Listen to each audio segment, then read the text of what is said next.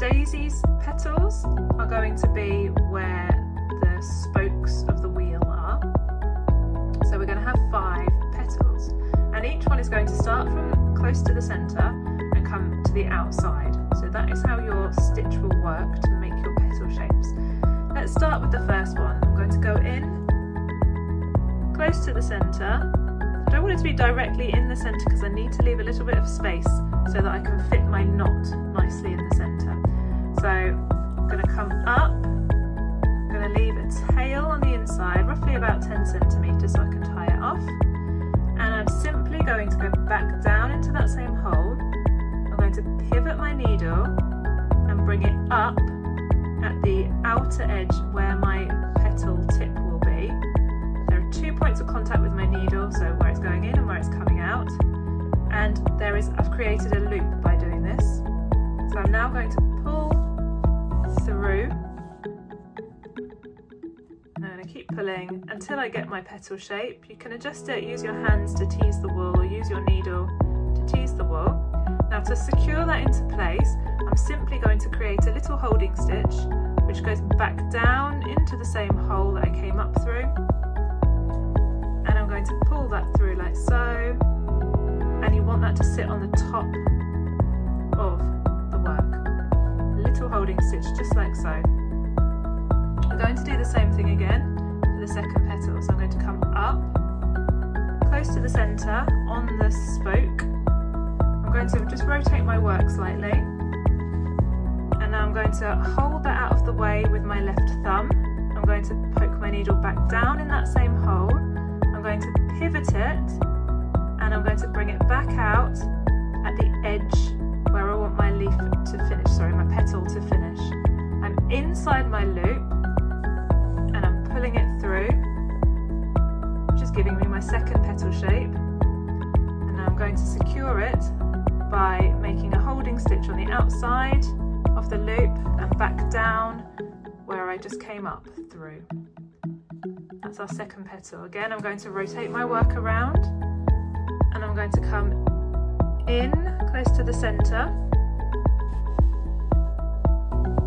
and I'm going to clasp it with my left thumb so it's out of the way.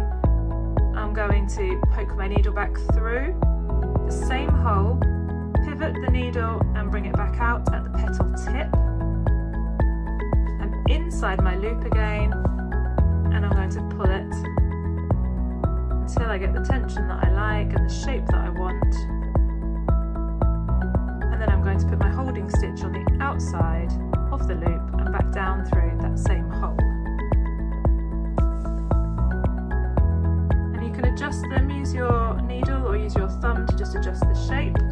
We're going to do another one, so the petal number 4, again I'm coming up, and I'm going to just rotate my work again.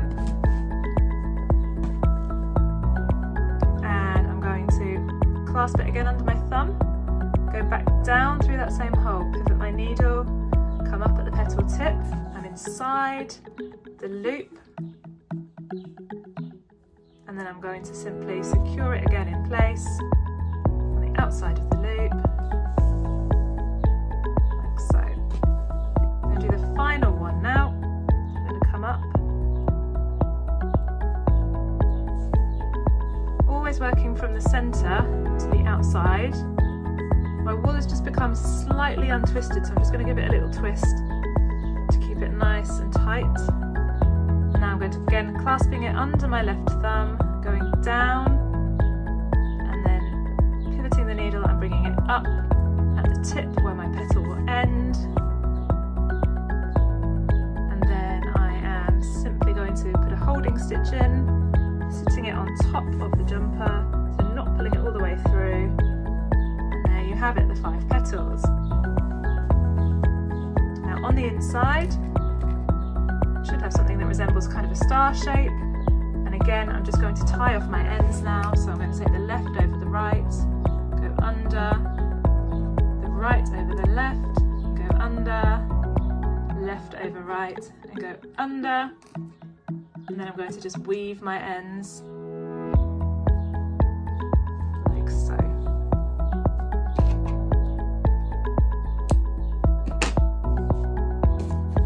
the same on the other side.